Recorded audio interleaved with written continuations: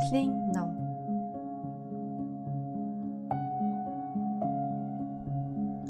Амьдрал гэдэг агуу том сурах бичгээс сурч, судалж яваа бүх хүмүүсийн амьдралыг үзэх үзэл тэр бүр адил байдаггүй. Тиймээс тэр өөр үзэл бодлыг сонсон хамт ярилцах зорилготойгоор бяцхан сониуд зандаа хөтлөгдөн хийж буй ярилцлага, хэлэлцүүлгүүд маань Амьдралын ном подкастаар та бүхэндээ хүрэх болно.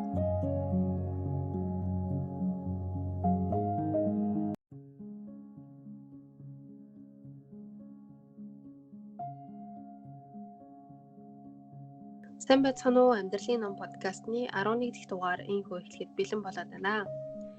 Тэгээд энэ удаагийн дугаараараа уянга болон халуунаа миний би дугаараа эхлүүлэхээр сууж байна. Сайн уу уянга? Сайн уу юу вэ? Тайванда. Энэ өдрийн тэгээд энэ удаагийн сэдвээрээ уянга битээ хоримтлалт болон санхүүгийн зохицуулалт гэх сэдвээр ярилцахаар суугаад байна. Тэгээд хоримтлал үүсгэх хамгийн түгээмэл болон хамгийн үр дүнтэй аргууд ямар аргууд байдаг вэ? Мөн хувийн санхүүгээ хэрхэн хэрэгцээтэйгээр зарцуулж бөөсгөх хянах ямар аргууд байдаг вэ гихчлэн та бүхэнд хэрэгцээтэй байж магадгүй гэд баг зэрэг судалсан мэдээллүүдээсээ та бүхэндээ хуваалцахаар суугаад байна. Тэгээд юу гэсэн энэ сэдвээ эхлэхийн өмнө өөрсдийнхөө талаар хоримтлалаа хэрхэн зарцуулдаг болон санхүүгийн зохицуулалтаа хэрхэн хийдэг талаараа бас багахан мэдээлэл өгвөл дээр байх гэж бодоод уянгаа маань санхүүгээ хэрхэн зохицуулдаг бэ, тооцоогоо хэрхэн хөтэлдэг вэ тэр талаасаа хуваалцаач. Би болохоор ер нь хоримтлалтай болох ч юм уу тийм мөнгө төлөх тулд хамгийн чухал юм нь айлуулах өрөхгүй байх нь хамгийн чухал гэж боддог. Тэгэхээр ер нь жоохон дансандаа жоохон хав дараал байхгүй юм шиг бодоод явж ивэл ер нь тэрний хаяраар хэмнэлтэй амьддаг гэж боддог байхгүй. Тэгээд одоохондоо болохоор ер нь бол яг дансандаа байршуулдаг. Тэгээд гадигдаа данс нээж агаад тэр дансандаа нөгөө нэг байнг хөдлөх боломжгүй тийм данс нэгээд тэгээд тэрнээ тэгээд өөртөө илүү гарсан ч юм уу цуглуулах боломжтой ч юм уу тийм өгнүүдээ хийгээд хадгалаад тийм орчинтайгаар явахыг хичээж байгаа. Тэгээд хажуугаар нь бас одоо аппликейшнууд ашиглаад мөнгөө яаж зарчих, тий хаанаас мөнгө орчих, хаашаа хамгийн их мөнгө задлагдчих гэдгээс хажуугаар нь хараад хянаад явах нь зүйтэй. Тэгэхээр би анханаас л тийм аппликейшн зураад тийм аппликейшн хэрэглэж эхэлж байгаа. Лэмнэг яадаг вэ? Миний хувьд болохоор зэрэг санхүү болон хоримтлалын тал дээр яаж зохицуулдаг вэ гэдэг эхлээд санхүүгийн тал дээр ерөн хэрэглээнүүд аль болох тусын дансанд хийхийг хичээдэг. Жишээлбэл одоо заавал гаргах зардал ч гэдэг юм. Тэнд нь одоо байрны түрээс тогны мөнгө одоо өөр утасны мөнгө гэх зэрэг сар бүрийн заавал гарах шаардлагатай хэрэгцээнүүд байдаг да тийм мөнгнүүдээ аль болох тусад нь хийгээд тэгээ бусад одоо хэрэглээний мөнгнүүд буюу одоо үлдэгдэл мөнгнүүдээ хоолунд гоо сайхны гихчлэн одоо тийм жижиг хэрэглээний мөнгнүүдэд бас тусад нь дансанд хийхийг хичээдэг. Тэгэхгүй болохоор зэрэг тусад нь хийхгүй байхлаар заавал одоо гарах зарлагнаас үрчих гээд байдаг жоохон сул талтай. Тийм болохоор тэгээд аль болох тусын дансандаа хийхийг хичээдэг. Тэгээд хараа хадгаламж буюу хоримтлалын хувьд болохоор зэрэг хугацаатай хадгаламж биш бол өргөдөөд байдаг талтай байдаг учраас саяхнаас эхлүүлээд тустай хугацаатай хадгаламжийн данс нээж эхэлсэн байгаа. Тэгээд тэрэндээ сар бүр одоо аль болох боломжтойгоор тэр данс руу игээд зуршил болох гэж бас хичээж явж байгаа. Тэгээд ерөнхийдөө санхүүгээ зэгтлэх дээ болохоор зэрэг одоо гараараа ихлээд бичдэг байсан. Тэгээд ерөнхийдөө саяхнаас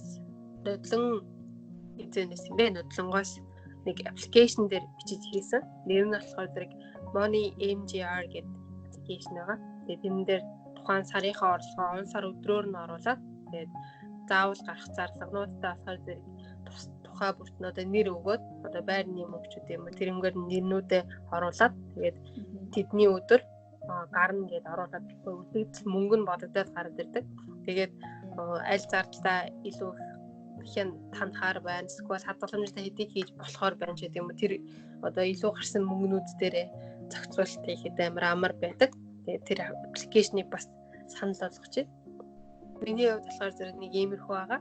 Тэгээд би болохоор чиний саяны аппликейшн дээр нэмэлээд өөрийнхөө ашигладаг аппликейшнийг бас танилцуулах гээд. Миний ашигладаг аппликейшн маань болохоор Bank Salad гэдэг нэртэй аппликейшн байгаа. Тэгээ энэ нь болохоор хамгийн давуу тал нь гэх юм бол данстайгаа холбогддог байгаа байхгүй юу? Тэгээ данстайгаа холбох юм бол бүх мөнгө нь өөртөө нөгөө нэг бичгээр ирдэг. Тэгээд нөгөө нэг автоматар одоо дэлгүүр бол дэлгүүрний зардлага ч юм уу тий. Одоо гоо сайхан бол гоо сайхны зардлага, байр бол байр, утасны мөнгө бол утасны мөнгө гэх тэр бүгдээрээ автоматар өөрөө орчдөг байхгүй юу? Тэгээд автоматар оронгууд одоо хүмүүс чинь нэг л жоохон залхуураад юмаа бичихгүй байх магадлал их байдаг учраас энэ нь болохоор автоматар ордог болохоор өөрөө хараад одоо тэрнээсээ зохицуулах юм зохицуулаад явчихдаг болохоор айгу амар гэж бодсон байхгүй юу? Энийг бас ашиглаад үзвэл зүгээр хаа. Би бол ялангуяа бас жоохон тийм юмд жоохон муу болох тийм автоматар ингээд бүгдийг маань өөрөө хуваарлаад өгчдөг энэ аппликейшн айгу тухтай гоё санагдсан. Зөв.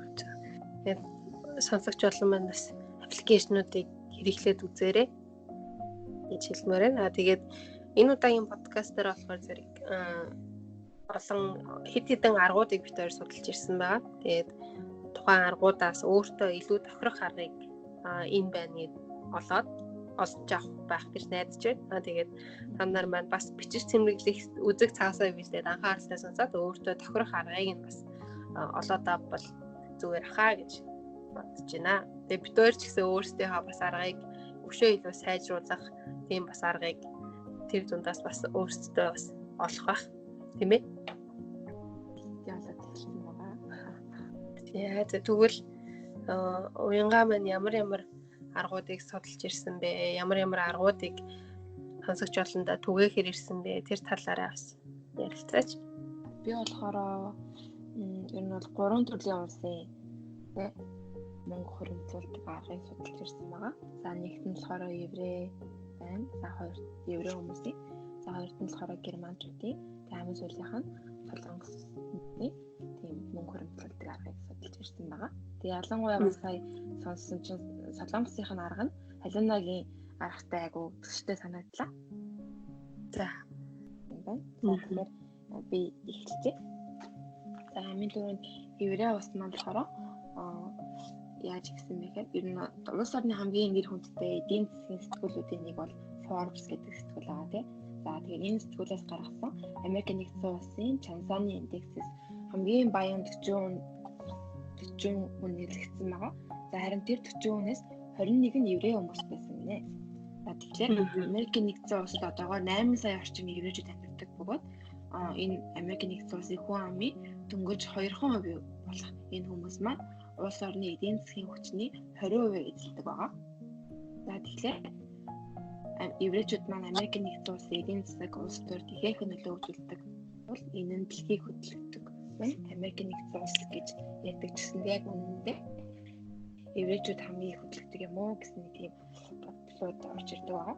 За тэгэхээр энэхүү еврейчүүд маань яаж ийм баян амжилттайгаар ийм нөлөө үзүүлэгчд болсон бэ гэдэг талаар сонирхуулъя. За энэ болохоор нийт 3 нууц байгаа. За эхний нууц нь гэвэл еврейчүүд маань эдийн засгийн боловсролыг бага насаас нь эхлүүлдэг байгаа. За тэгэхээр эртнээс эдийн засгийн боловсролоор еврейчүүд маань их алдартай байсан. Тэгэхээр хүүхдийг 8 сартаагаас нь эхлээд хөл доройгүй байхаас нь гарт нь зоо сатгуулад өглөө оройдоо мөнгөний ханд хийх боловсролтой байгаа. Тэгэхээр үүний дараа нь болохоор мөнгөний тухай одоо ойлголттой болж эхлэхэд хүүхдэд өөрийн гэсэн гарын мөнгө өгдөг бөгөөд энэ нь ихэнхдээ одоо сургуульд орохоос өмнө буюу 5 нас орчмын хүүхдэд одоо тийм гарын мөнгө өгдөг байхгүй юу. Тэгээд орж ирсэн гарын мөнгөөс тэр орлогынхоо 3/2-ыг нь хандивд өгөх юм уу эсвэл хадгалах зорилготойгоор ашиглуулад үлдсэнийг нь тэр хүүхдийг өөрийг нь хүссэн зүйлд нь зарцуулахыг заадаг байгаа. Тэгэхээр энэ эдийн засгийн боловсрол буюу энэ мэдлэг нь эдийн засгийн тухай ойлголтыг айгу байгалийн жанраас орно олж аваад тийм эдийн засгийн мэдлэгийг бий болгож өгснөөр мөнгөн дараа нэг том болсон ч гэсэндээ зөв ашиглах боломжтой болгож чаддаг байна. За тэгвэл хоёр дахь нууц нь гэвэл мөнгө гүйцэтгэх аргыг бусад хүмүүсээс 10 жилийн өмнө зүйл зааж өгдөг байгаа. Тэгээ энэ нь одоо их сонирхолтой санагдсан. За яагаад вэ гэхээр ерөнхийдөө одоо бүх ихэнх улс орнуудад 20 нас хүрэх юм бол насанд хүрсэн гэж товсдог штеп. Харин еврейчүүд маань болохоор 13 насыг насанд хүрсэн гэж тооцдог юм байна. За тэнгууд нь хүүхдийг 13 нас хүрэхээр нь насны баяр гэх юм те насанд хүрсэн баярыг тэмдэглэж өгдөг. За тэгэхээр энэ нь одоо бараг хурмын яс шиг те бүр гэр бүл хамаатан садны бөөнөрөө яаж оролцдог олон нийтийн арга хэмжээ байгаа. Тийм маш чухал. За тэгээд энд хамгийн гол чухал зүйл нь тэгэхээр одоо энэ насанд хүрсэн баярт нь болохоор хүрэлцэн ирж байгаа зочд нь доод нь $200 хүүхдэд бэлгэлдэг байгаа. За тэгэхээр хэрвээ 100 хүн тэр баярт нь ирсэн тохиолдолд тэр хүүхэд $20,000 болж байна гэсэн үг байхгүй юу? Тэгэхээр эцэгчүүд нь тэр хүүхдийг ирсэн мөнгөний намсруу мөнгөнд хийгээд хадгаламж эсвэл тийм юмтай би хадгаламж бий болгож өгөө. Тэгээд тэр хүүхдийг нийгмийн амьдралаа эхлүүлсэн цагт нь буцааж өгдөг байгаа байхгүй юу? Тэгэхээр энэ мөнгө нь өөрөө хүүхдийг их сургууль төгсөөд их мөнгө олж ажилд орох хүртэл нь энэ урт хугацааны хөрөнгө оруулалт болж өгч чаддаг байгаа. Тэнгүүд энэнийхээ үр дүнд нь бусд хүмүүсийн 10 жил ажиллаад олох дайтай мөнгийг тэр хүүхэд илүү хурдан цуглуулж чадаад за мөн бусдаасаа илүү хурдан хөрөнгө оруулалт хийснээрээ илүү их мөнгө цуглуулж чаддаг байгаа байхгүй юу? Тэгэхээр ийм байдлаараа еврей залуус маань өөрсдөө нийгмийн амьдралдаа мөнгөнд боогдлохгүйгээр бизнесээ эхлүүлэх боломжтой. Мөн дээрээс нь бүр нөгөө нэг энгийн хүмүүс ч юм болохоор мөнгө олох дарамтнаас айгүй болоод одоо илүү шинэ замыг нээж өгч чаддаггүй. Харин еврейчүүд маань болохоор илүү өсөх боломжийг гартаа авах боломжтой болдог байгаа байхгүй юу? За харин сүүлийнх нь 3 дахь нь болохоор нас баралтын даатгал гэж зүйл байгаа. Энийг хойч үеийнхаа өвийг болгож ашигладаг юм байна. За энэ нь юу гэсэн үг вэ гэхээр одоо жишээлбэл миний элен цөвөө өвөө эмээ маань манай өвөө эмээ нарт $500 нас баралтын даатгал хадгалжээ. За тэгсэн чинь тэрнийхээ дараа манай өвөө эмээ маань болохоор манай эцэг эхийн төлөө $10,000 хадгалуулжээ. Даатгуулжээ. Тэгвэл тэрнийхээ дараа тэр өвөө эмээ хоёр маань аав ээж хоёрт маань $10,000 хадгалуулаад за тэнгууд аав ээж хоёр маань одоо дахиад $20,000 болгож даатгуулаад тэнгууд би хүүхдийнхээ төлөө тэрийг $1 сая болгоод манай хүүхдүүд маань ач зээ нартаа 10 сая болгож өгдөг ч юм уу тэгэж нөгөө нэг одоо даамжирсан өв болгож нөгөө нэг хөрөнгөний хэрэгэлтэй бий болгож өгдөг байгаа. Энэ нөгөө нас баралтын даатгал гэдэг нь болохоор хүүхдүүдтэй ямар ч эрсдэлгүйгээр эдийн засгийн аюулгүй боломжийг одоо нээж өгдөг байгаа байхгүй юу? Тэгээд энэхүү даатгал нь нөгөө би тэр тухайн хүн өөрөө бизнесээ алдсан ч гэсэндээ тэр даатгал эмчилж хിവэрээ үлддэг найдвартай мөнгө гэж боддог учраас энэ нас баралтын даатгалыг маш боломжийн гэж боддог байгаа. Тэгэхээр даатгуулсан хүүхдүүд нь ч гэсэн даатгуулснараа хүүхдүүд нь ч гэсэндээ тэр эцэгийнхээ даатгалынхаа ачаад амьдралдаа маш тийм том алхмыг ч гэсэндээ хийх боломжтой гэж үздэг ийм даатгал байгаамаа. Тийм учраас одоо эцэгчүүд нь хүүхдүүдийг 20 орчим нас хүртээс нь ахуулаад тэр хүүхддээрээ нас баралтын даатгалыг бүртгүүлээд орчдөг байгаа. Тийм ингэснээрээ даатгалын мөнгийг илүү их хэмжээгээр авах боломжтой болдог юм арга байгаамаа. За дараагийнх нь болохоор Герман улсын туршлага байгаа. За Германд болохоор гинтийн эрсдэл бэлтгэж хуримтлал үүсгэх шаардлагатай гэдгийг багаас нь ойлгуулж чаддаг байгаа. Тэгэхээр ингэхдээ хүүхдүүдэд болохоор шууд онлыг ярьдаггүй. За одоо шууд өнөөдөр чи 1000 төгрөг хуримтлуулаарай гэж юм уу тэгээ шууд тулгаж олзаадаг байгаа. Харин өөрийнхөө хэрэгцээ мөрөөдлийг нь тодорхойлоод түүнд суурьсан аргыг зааж өгдөг байгаа. Тэгэхээр энэ өөрөөр хэлэх юм бол тухайн хүүхэд өөрийнхөө мөрөөдөлд хүрэхин тулд хэдий хэмжээний хөрөнгө хэрэгтэй болохыг тодорхойлж өгөөд за тэгвэл чи тэрхүү хөрөнгийг бий болгохын тулд хөрөнгөлт хэрэгтэй гэдгийг ингэж ойлгож өгдөг байгаа. Бас сонирхолтой юм нэхээ бага ангиас нь эхлээд хүүхдэд сонирхолтой байх хэлбэр нь хөрөнгөлийн талаар боловсролыг нь олгож эхэлдэг байгаа. Тэгэхээр тийм ч учраас Германд насанд хүрэгчид нь ч гэсэндээ мөнгөө хөрөнгөлөөс сурчсан байдаг. Тэгэхээр маш олон жилийн турш бага наснаас нь эхлээд хуримтлал чухал шүү гэдгийг ойлгосон учраас хуримтлагдаг улс орн бий болсон гэж болно. За тэгэнгүүт насан туршидын санхүүгийн боловсрол гэсэндээ банк санхүүгийн байгууллага нь анхаарч ажилладаг байгаа. Тэгэхээр насан туршид ингээд хайчдаггүй. Тэгэхээр банкны ажилтан маань өөрөө бүтээгдэхүүн үйлчлэгээ авах гэж байгаа. Хүнд хуримтлалын талаар зөвлөгөө өгөх ёстой гэж заасан байдаг. За тэгэхээр нэг хүн би зээл авъя гэдэг юм бол тэр нөгөө нэг банкны ажилтан маань өөрөө та үүнийг хадсамжаар бодож үзсэн үү? Яг өнөөдөр зээл авах хэрэгцээтэй байгаа юу? Одоо энэ баярыг та тэмдэглэхийн тулд заавал зээл авах шаардлагатай юу гэх мэтээр асууж зөвлөдөг. Тэгэхээр агай урт хугацаанд олон зүйл хийхэд төлөвлөсөн байдаг гэж байгаа байхгүй юу? Тийм учраас иргэдийн санхүүгийн боловсролыг дэвшүүлэхэд одоо чиглэлийн ажилтдаг байгаа банк санхүүгийн байгууллага нь өөрсдөө. Тэгэхээр бас өөрөөр хэлэх юм бол бүр нөгөө нэг тэр хүн ажилтан нь өөрөө тэр зээл авах гэж байгаа хүнийхээ оронд нь ингэж байсан бол тий. За би танай хүүхдийг одоо 14 настай гэж бодвол тэр хүүхэд чинь 4 жилийн дараа их сургуульд орно. За тэгвэл сургалтын төлбөрөө төлөх болно. Тэгэхээр та 4 жилийн дараа зээл авахгүй харин 4 жилийн хооронд яаж мөнгө цуглуулахыг бодож үзсэн үү гэх зэрэгээр айгу анхаарах хэрэгтэй байгаа байхгүй юу? Тийм учраас одоо бүх хүмүүс өөрсдөө зохистой хэрэгцээтэй үедээ зээл идэх зүйлийг авдаг. За тэгээд бас дээрэс нь зээлийг бус бүтээгдэхүүнтэй цэцэнд хослуулад санхүүгийн боловсролтой иргэн гэдэг айгу байдаг гэсэн үг байхгүй. Тэгээд дээрэс нь Герман улс маань өөрөө нэг 80 сая хүн амтай байгаа. Тэгэнгүүт хамгийн гоё юм нь 2 хүн дутмын нэг нь заавал хадгаламжийн давстай байдаг.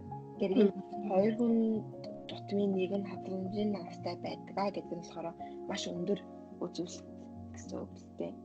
Тийм ер нь хуримтлуулахтаа ч гэсэн тийм тэр зээл авахтаа ч гэсэн тийм бүх зүйл нь төлөвлөгөөтэйгээр хуримтлуулъя гэсэн зарчимтайгаар бүх хүмүүс нь дордорно амьддаг байна. Ундаг юм аа. Тийм багаас нь тийм гадаг гэдэг зүйл нь маш чухал санагдлаа. Харин тийм тийм. Тэрнээс гадна тэгээд насан туршсан хойноо ч гэсэндээ улс нь хаяхгүй байна гэдэг нь бас амар чухал. Тэгээ банкны ажилтан гэсэн нэр төвөгшөөхгүйгээр бүх зүйлийг ингээд тэр хүний амьдарч байгаа тийм байдлыг ингээд мэдээд тэр хүн тохирсон зээлийн тийм бүтээгдэхүүнийг санал болгох ч юм уу. Тэгээд тийм бэ. За тэгээд хамгийн сүүлийн нь болохоор Солонгос улсын их байгаа. За энэ арга маань болохоор сүүлийн үед те одоо яг нийгэмд дөнгөж гарч ажил эрхэлж байгаа хүмүүсийн тунд дэлгэрч байгаа арга байгаа. За энэ юу вэ гэхээр дансаа хуваах гэдэг арга байгаа. За тэгэхээр ингэснээрээ цалин нь дансаар зүгээр дамжаад өнгөрөхгүйгээр тий дансаар хуваагаад мөнгөө зориултын дагуу хуваарлаад сарын үртгийг үр ашигтай зарцуулаад сарын цалингаа яаж ашиглах вэ гэдэг тийм арга байгаа. За тэгэхээр энэ арганд маань болохоор нэг 4 төрлийн данс хэрэгтэй байгаа. За нэгт цалингийн данс, хоёрт хэрэглээний данс, гуравт нь хөрөнгө оруулалтын данс, дөрөвт нь яаралтай хэрэглээний данс гэдэг ийм 4 төрлийн данс байгаа. За тэгэхээр цалингийн данс маань болохоор сар бүрийн цалин орж ирдэг бөгөөд энэ цалингийн данс маань сарын эцэст үлдэгдэл нь 0 болох хэрэгтэй байгаа. Тэгэхээр 0 болсноороо сул одоо мөнгө ерөөсөө яваагүй байгаа гэлтэж байгаа гэсэн үг. За тэгэхээр энэ маань болохоор цалингаа шууд одоо тий бусад 3 данс руугаа илгээдэг дамжин явах зогсоол гэсэн нэг тийм үйлдэлтэй данс байгаа. Тэгэхээр энэс маань болохоор бусад 3 данс руу явахаас гадна даатгал ч юм уу сарын түрээс гэх мэтээр тогтмол зардлаа энэ дансаараа автоматар шилжүүлэг хийдэг байх ёстой. Энээрээ дамжуулаад хэдэн төгрөг зарцуулаа те ямар зорилгоор зарцуулж байгаагаа ерөнхийд нь харах боломжтой байгаа. За хоёр дахь данс маань хэрэглээний данс байгаа. Хэрэглээний данс маань болохоор данс хуваахын хамгийн чухал хэсэг нь байгаа. Тэгэхээр амьдрахад шаардлагатай янз бүрийн зардлыг яг тэр хэмжээгээрээ нөхдөг банкны данс гэж хэлж байна.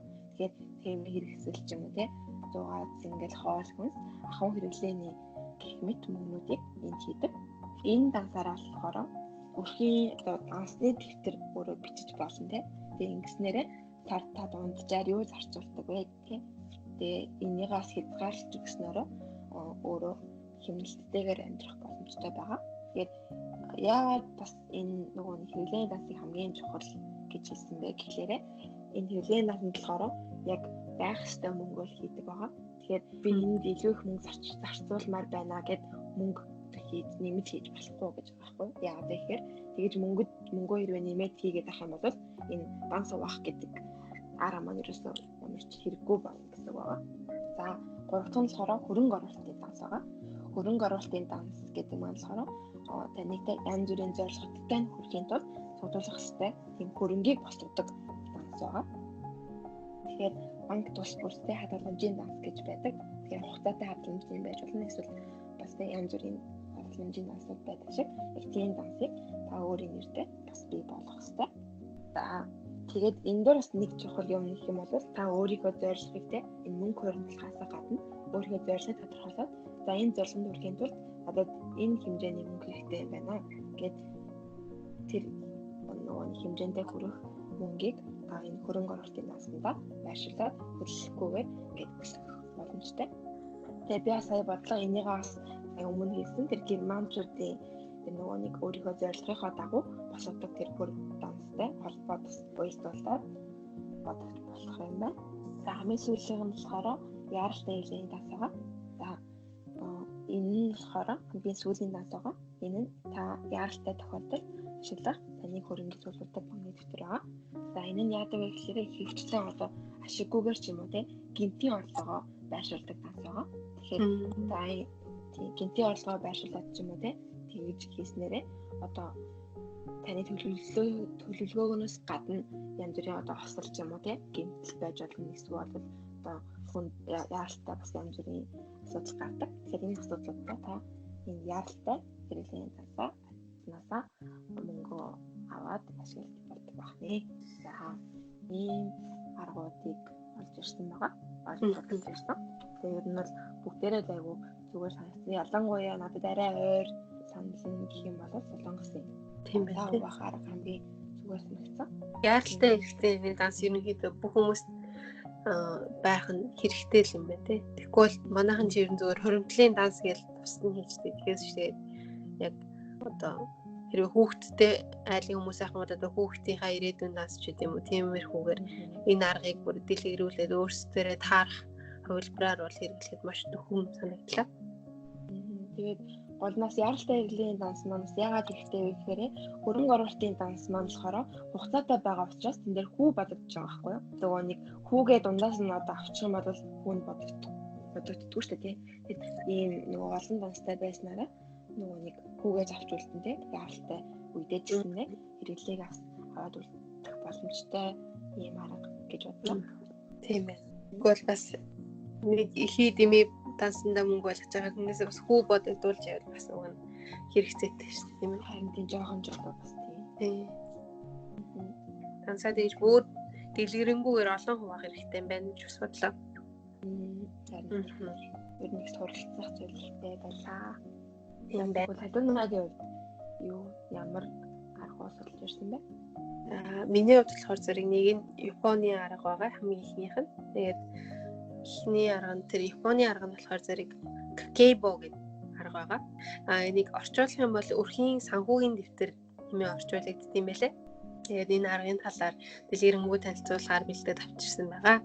Энэ арга нь болохоор зэрэг яг санхүүгээ хэрхэн хөтлөх вэ? Санхүүгээ одоо хэрхэн зөв зохистой хөтлөх болон хоримтлалыг хэрхэн үүсгэх вэ? Хэрхэн хэмнэх вэ гэдэг тал дээр одоо илүү анхаарч ажилласан тийм арга байсан. Тэгээд энэ аргыг мэддэг хүмүүс бас нэлээдгүй их байж магадгүй Японд суралцдаг хүмүүс ч юм уу эсвэл оримтлалын талаар нэлээдгүй судалсан хүмүүс бол энэ аргыг бас мэдчихэж магадгүй. Гэхдээ мэдгүй нэг нь бас хэрэг болж магадгүйгээд энэ аргыг бас танилцуулахаар сууж байна. Энэ арга нь болохоор зэрэг анх 1904 онд Японы анхны сэтгүүлч эмэгтэй болох Хани Мотоко гэдэг бүсгүй гаргасан арга байлээ. Какейбо гэдэг арга нь төсвөө хянах боломжийг бусдад олгохоос гадна зарлагаа хянах болон зорьсон хадгаламжиндаа хүрэхэд туслах зорилготой дэвтэр дээр хөтэлдэг тийм арга байгаа. Тэгээд дэвтэр дээр одоо дийлэнх системүүд ерөнхийдөө ухаалаг систем рүү шилжчихэд байгаа ийм нийгэмд яагаад дэвтэр дээр хөтлөх систем бэ гэж асууж магадгүй. Гэхдээ дэвтэр дээр хөтэлдэг арга бол хизээж хуучраагүй, хизээж хоцрогдоогүй арга. Тэгээд дэвтэр дээрээ хөтөлснөөр та илүүтэйгээр нүдэнд харагдаж байгаа учраас тухайн сардаа одоо анализ хийх болон тухайн сарынхаа дүнг харах зэрэг юмнуудад маш төхөө байх болов гэдэг үднээс энэ аргыг бас танилцуулахаар шийдсэн байна. За энэ арга нь эхлээд хэрэглэгчдэд 4 асуултанд хариулахыг хүсдэг байгаа. Тэгээд тухайн одоо 4 асуулт нь юу вэ гэхлээр хамгийн эхлээд та хэдэн төгрөг зарцуулах шаардлагатай вэ? Буюу энэ зайлшгүй зарлагууд. Тэгээд 2 дугаарт нь та хэдийг хэмнэхийг хүсэж байна вэ? 3 дугаарт нь та хэдэн төгрөг зарцуулж байна вэ? Тэгээд 4 дугаарт нь та дараа сард зарцуулалтаа хэрхэн сайжруулах вэ гэсэн 4 асуултыг асууж эхэлдэг байгаа. Энэ асуултуудыг өөрөөсөө та асууснаар мөнгөөрөө юу хийж байгаагаа сайтар бодож мөн цаашдаа хэрхэн төлөвлөх талаараа тунгаснаар та санхүүгийн зуршлаа өөрчилж зорилготой хүрэх боломжтой болно нэмэн бичсэн байлаа. За тэгээд Kakebo гэдэг арга нь зүгээр энгийн дэвтэр боловч та санхүүгийн зохицуулалтанд нэлээд чухал нэмэр болох болов уу гэж найдаж байна. Тэгээд уг арга нь ерөнхий дүр зураг буюу жилийн тойм тэрнээсээ доошлоод сарын тойм зардал болон орлогоос ихсүүлээд өдөр тутмын жижиг зардлуудыг хянах боломж олгодог байгаа. Тэгээд хамгийн ихний алхам гэх юм бол жилийн тойм байгаа. Үүнд нь болохоор зэрэг нийт одоо та тухайн жилдээ ямар төлбөр тооцоонууд байгаа вэ? Болон одоо төлөгдөж дуусаагүй одоо тооцоонууд одоо үүнд машины лизинг ч гэдэг юм уу, байрны лизинг ч гэдэг юм уу, нийт одоо том төлбөрүүдийг бол ийм хэсэг зэгцэлж жилээр нь одоо тоймлоод гаргах тийм хэсэг байгаа. Түүний дараа 2 дугаар алхам нь болохоор зэрэг сарын зарцуулалтын төлөвлөгөө гэсэн хэсэг байгаа. Энэ хэсэгт нь бас мөн адил өөрөөсөө та 2 асуултыг асууж эхлэх байгаа. Нэгдүгээр асуулт нь танд энэ сар тухайн сар хэр хэмжээний мөнгө орж ирэх вэ гэсэн асуулт байгаа. Буюу энэ асуулт нь болохоор зэрэг мэдээж ойлгомжтой. Тухайн сарын орлогын их үүсвэрээ бичих тийм ээ. Тэнгүүтлээ одоо орлогын их үүсвэр бүрийг одоо тодорхой тэмдэглэх хэрэгтэй. Хаанаас орж ирж байгаа вэ? Одоо жишээлбэл цалин, эсвэл нэмэлт орлого, эсвэл одоо нэмэлт цалин ч их мэдчлэн тухайн орлогоо тодорхойгоор бичиж тэмдэглэх хэрэгтэй байгаа. Тэгээд мэдээж нийт дүнгийг бодож гаргана.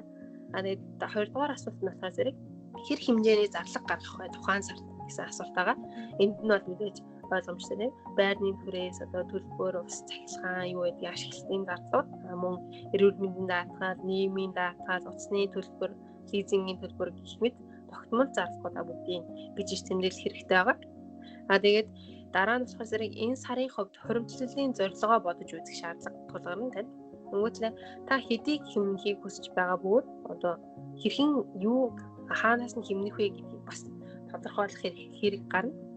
Энэ нь болохоор зэрэг хуримтлалтай хэр хэмжээтэй мөнгө хийх, эсвэл хуримтлалаа яг юунд зорж хуримтлалаа бүрдүүлэх гэж байгаа вэ гэх мэт шин дэлгэрэнгүй тайлбарыг бас бичих шаардлагатай.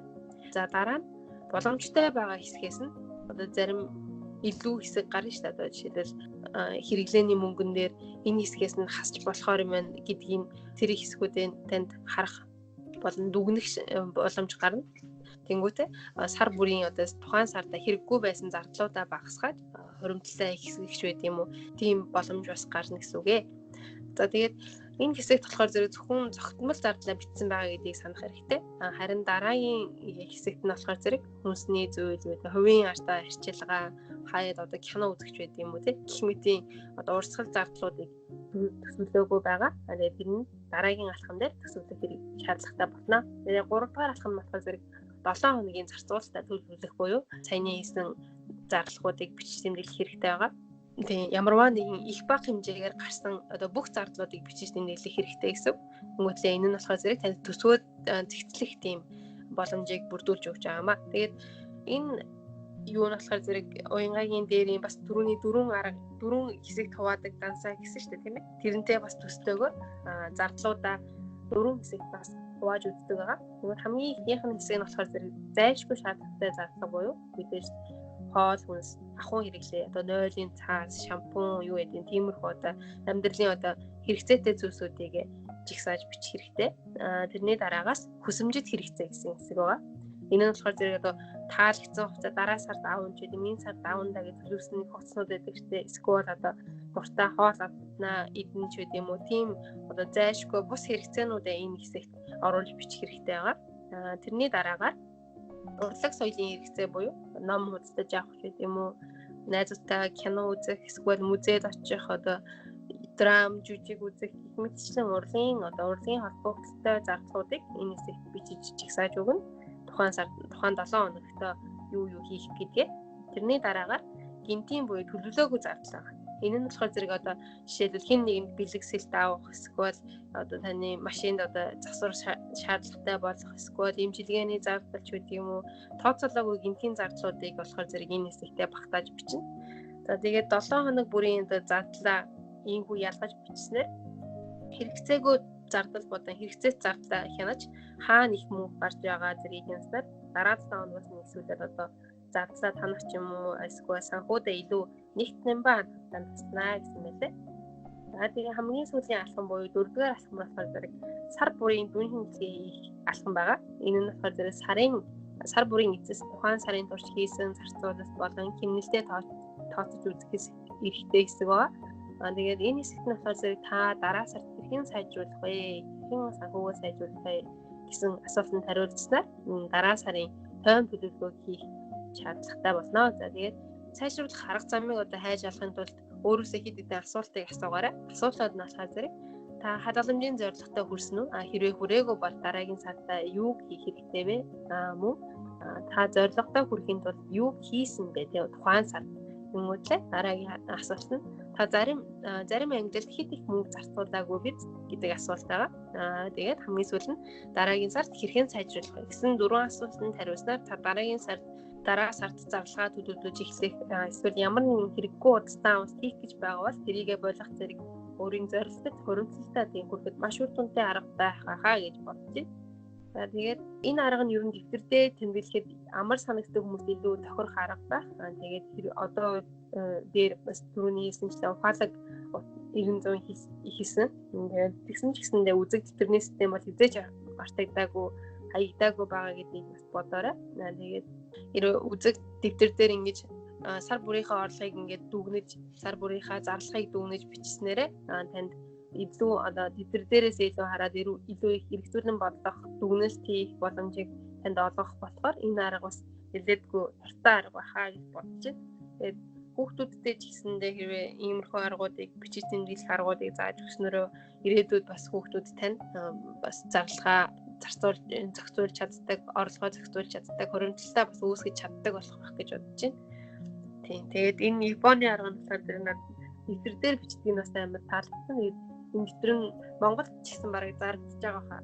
Энд ч гэсэн байдаг юм байлээ. Эсвэл хэрвээ энэ аргыг хөтлөхийг хүсэж байгаа юм бол зүгээр Kakeibo гэдэг энэ системгээ таах юм бол дэвтэрний одоо хувилбарууд нь татаж авах хэлбэрээр бас байд юм байлээ. Тэрийг татаж аваад бас туршиж үзэхэд илүүдгүй арга баха гэж бодож байна. Тэгээд дараагийн арга нь болохоор зэрэг та одоо энэ арга нь болохоор зэрэг ерөнхийдөө таны зарцуулалт болон орлогон дээр үндэслээд хийсэн арга байсан бол дараагийн арга нь хэрхэн зарцуулах бол илүү үр дүнтэй одоо хэрэглээгээ зохицуулж хуримтлал үүсгэж чадах вэ гэсэн асуултан дээр илүү их төвлөрсөн тийм арга байгаа. Энэ аргын нэр нь болохоор зэрэг 50 30 20% одоо төсвийн зарчим гэдэг нэртэй арга байгаа. Тэгээд энэ аргыг MSN Money-гийн Elizabeth Warren гэх эмэгтэй анх өөрийн номон дээрээ танилцуулж ихснээрээ энэ арга нэлээд олонд түгээгдсэн гэж хэлж байна. Тэгээд энэ арга нь болохоор зэрэг үндсэн орлогыг нэг 3 хэсэгт хуваадаг. Үндсэн орлого гэдэг нь одоо татварч гэдэг юм уу ямар нэгэн юм байхгүйгээр таны гар дээр цэвэр бууж байгаа орлого гэсэн үг. Тэгээд 3 хэсэгт хувааж үздэг гэсэн байгаа. Тэгээд үүнд нь болохоор зэрэг бас өмнөх аргатай бас нэлээд төстэй арга байсан. Гэхдээ яг хэдэн хувь гэж хийсэн нь болохоор зэрэг амар яг зохицуулахад одоо зарлага орлогоо зохицуулахад нэлээд дөхөм санагдсан. Тэгээд энд нь тэр 3 хэсэгт хуваадаг гэсэн. Тэгээд тэр 3 хэсэг нь болохоор зэрэг нэгдүгээрт нь шаардлагатай хэрэгцээ нь 50%, тэгээд хүсэмжит хэрэгцээ нь 30% болон тэгээд хуримтлалт 20%-ийг ногдуулна гэсэн зарчимтайгаар явагддаг систем байгаа.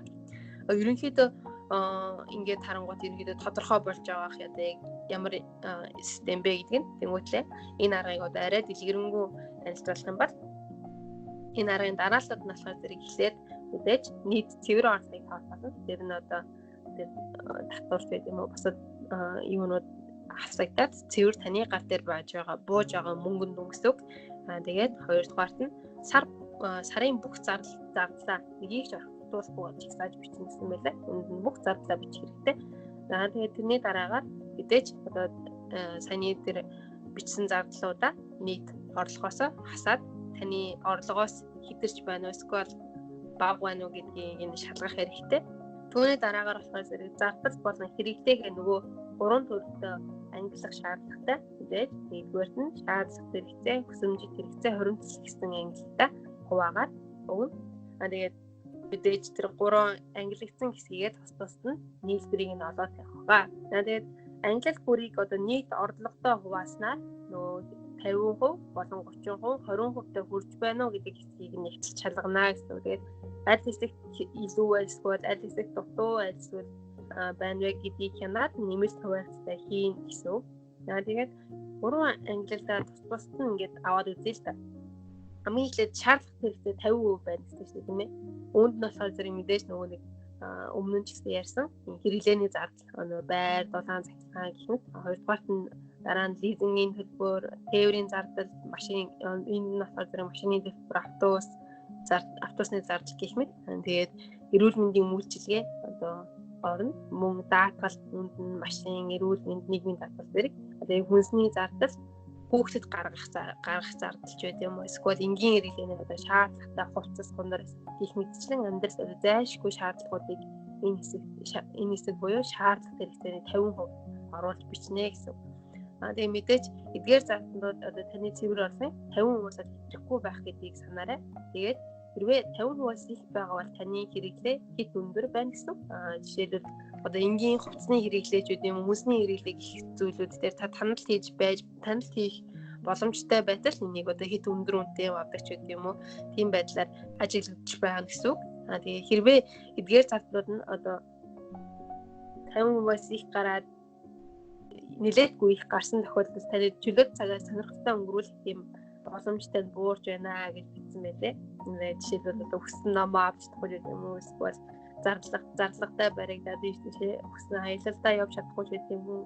Ерөнхийдөө өөрийн таны одоо бусад чөлөөт цаг нэлээдгүй багасж байна л гэж ойлгоорой гэсэн байна. Тэгээд хэмнэх аргуудыг бас бичсэн байсан. Тэгээд хэмнэх аргуудаас нь бас хуваалцах юм бол нэгдүгээр та хувцсанд хэд их мөнгө зарцуулаад байгаа юм шиг үстэй гэсэн асуулт байсан. Тэгээд сайн бодоод үзээрэй. Хэрвээ та үүнийг одоо хүлээн зөвшөөрч байгаа бол хувцсны төсвөө бууруулад үзэх хэрэгтэй гэсэн мэлээ.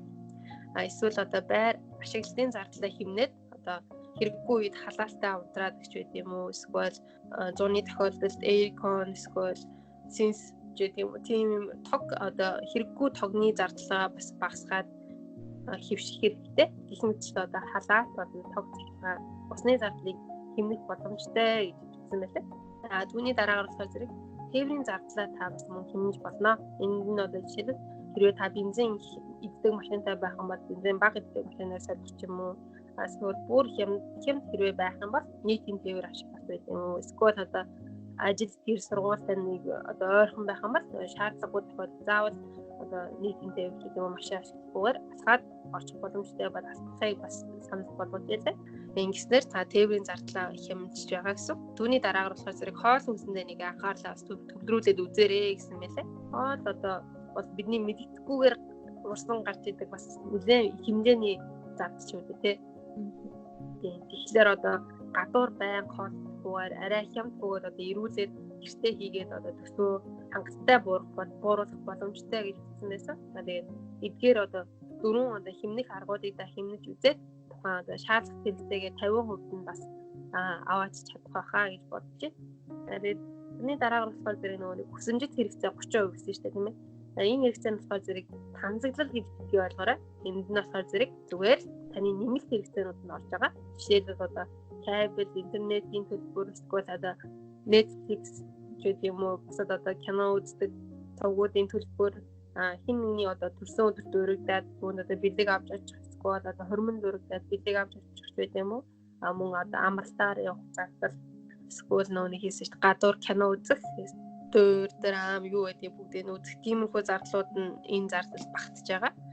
Тэгээд эдгээр хэрэгцээр болохоор мэдээж одоо таналт хэрэгтэй болохлаах гэж бодож байна.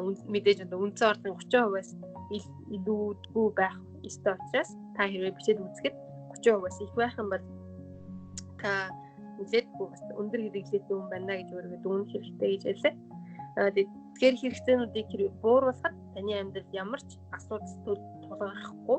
Тийм учраас бууруулахад бити айгаараа бууруулж 30% өргөхийн тулд зарим нэг хэрэгцээгээ бас танаад үзээрэй. Гэснийг бас танаад үзэхэд буруудахгүй шүү гэдгийг бас зөвлөж илээ. Харин хамгийн сүүлийнх нь болохоор зэрэг хоригдлын 20% гэсэн байсан гэх юм. Энэ хэрэгцээнд нь болохоор зэрэг дараах зүйлүүдэд зориулсан хадгаламж хэлбэрээр хэлбэрийн төсвүүд орно. Тэгээ үүнд нь болохоор зэрэг уянгагийн манд түрүүний хэлдэгчлэн тэр Солонгос орны 5 дугаар тэр гинтийн дансанд нэлээдгүй төстэй байсан. Энд нь болохоор мэдээж гинтийн эмнэлгийн зардал тэгээ өөрийн хөрөнгө оруулалтын данс одоо үүнд нь болохоор зэрэг өөртөө хөрөнгө оруулах гэсэн үг шүү дээ, тийм ээ. Тийм одоо төсвүүд орно гэсэн үг. Зайлшгүй хэрэгцээтэй зүйл тэгээ мөн хувьцаа болон одоо хөрөнгө оруулалтанд ашиглаж болзошгүй тийм сан гихмжсэн эдгээр одоо ийм төрлийн төсвүүдэд шаардлагатай дансыг хоригдлын 20% дансанд оруулж өгөх шаардлагатай юм лээ. Энэ нь болохоор зэрэг гэр бүлийн таны болон одоо хэрвээ гэр бүлтэй хүмүүс ахын бол таны гэр бүлийн одоо аюулгүй байдлын эсвэл одоо таны ирээдүйдээ хөрөнгө оруулалт болох данс учраас энэ 20%-ийг хэрэгжүүлэх хэрэгтэй байхаа гэж бас зөвлөж байна. Дараа сараас хийхгүйгээр яг одооноос өөртөө тохирох арга тий санхүүгээ болон төсвөө зохицуулаад үзээрэй гэж хэлмээр байна. Тэгээд миний бэлтгэсэн 2 арга маань энэ 2 арга байгаа. Заавал бичих шаардлагагүй та өөрийнхөө хүссэн аппликейшн дээр ч гэсэндээ яг ийм аргуудыг зүгээр туршаад үзэхэд бас илүүдгүй байх гэж бодож байна. Тэгээд 50-30-20% тэр юу бол бас нэлээд хэрэгжүүл болохоор санагдав. Яг тэгэхээр яг бид нар ч яг за хуримтлууландаа гэж хэлдэг мөртөө яг хуримтлалтаа за энэ цавтаа амжихгүй байна гэх юм. Амжих байсан ч гэсэндээ өөрөөсөө тэгээд холдуулаад идэх гэсэн юм бэ. Тийм болохоор ингээд заагаад өгчгөөр за яг 20% хийнэ гэж заавал нөө хийх хэрэгтэй юм шиг бол дахиндаа бараг суулгаад өгсөн. Энэ зүйлийн арга бол тэрүүгээр аюул даваалтай санагдсан.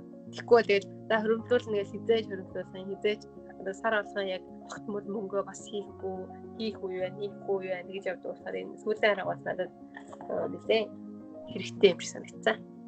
Ер нь хараад тахны сая одоо хүртэл гарч ирсэн тэр аргуудыг ингээд хооронд нь холиод тий өөртөө тохирохоор ингээд сонгоод олимог болгоод хэрэгэл яг зүгээр санагдлаа. Тийм гол нь бас нөгөө нэг тогтмол хуримтлал үүсгэх нь хамгийн чухал. Зүгээр нэг хийгээл орчихгүйгээр байнгын хөвшүүлээд өгөхгүй л айгу зүгээр. Тэгээ бас нэг хүүхдтэй хүмүүс байж магадгүй шүү. Тэгмээ тэр уянгагийн хамгийн хэлсэн еврейчүүдийн аргыг бас хэрэглээд үзэхэд нэлээд нэмэр болох байх. Том болоод ч гэсэн хоримтлал гэдэг юмыг мэдээд авчихна. Хоримтлалын үнцнийг мэдээд авчих болохоор ингээд тэр хамгийн ихний аргыг бас хүүхдүүдээрээ туршаад үзээрэй. Хүн болгон өөрийн гэсэн санхүүгийн боловсралтай гэж байх юм бол хичээцгээе. Тий. Дор бүрнээ хичээгээд хоримтлалаа үүсгээд санхүүгээ зэгцтэй ойлгож ашиглаж сурцгаая гэж энэ подкастаар дамжуулаад хэлмээр байна. Хэрэгтэй хүмүүстнээс хэрэгтэй подкаст болсон байх гэж найдаж байна. Тэгээд уянгадаа бас 3 орны сонирхолтой аргуудыг сонсогч олондоо болон надад илж өгсөнд маш их баярлалаа. Малинадад ч гэсэн юм дэлгэрэнгүй мэдээлэлүүд бас яг олох тэг мэдэх хэцүү байдаг шүү дээ. Тэгээд ийм мэдээллүүдийг бас өгсөнд их баярлалаа. Тэгээд гол нь тэр зааж өгсөн тэр нөгөө 50-30-20% гэж заагаад өгсөн айгу зүг санагдлаа. Гэхдээ яг жоохон бөөрийн хилээд байх юм бол хүмүүс тэгээд нэг юм бодлох юм бах та, тийм бодлох юм бах та гэж тэгж боддог. Гол тийм заагаад өгсөн тоо баримттай зүйл айгу зүгээр санагдаж байна. Тэгвэл энэ удаагийн дугаар багхан шултгаар та бүхэнд бас тус нэмэр болсон байх гэж итгэж байна. Тэгээд энэ удаагийн дугаараа тэгвэл энэ түрээд өндөрлөх үү? Тэгвэл дараагийн дугаар хүртэл түр баяртай. Баярлалаа. Баярлалаа.